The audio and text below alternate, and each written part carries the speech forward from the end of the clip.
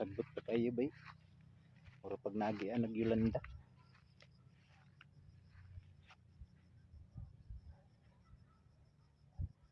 Na, okay. Anay atop. Pwede na ng mga sugnod diha isalpak na dito kung konsay willing magdangka na. Tandulon.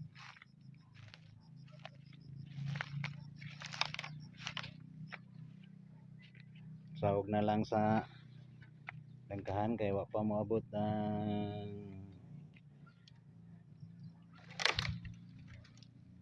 pangkalog. Kung sa'yo makauna diha, bakante na ni. Pagsalpak na lang nga ni. Kung gusto nyo ma-RRP. RIP.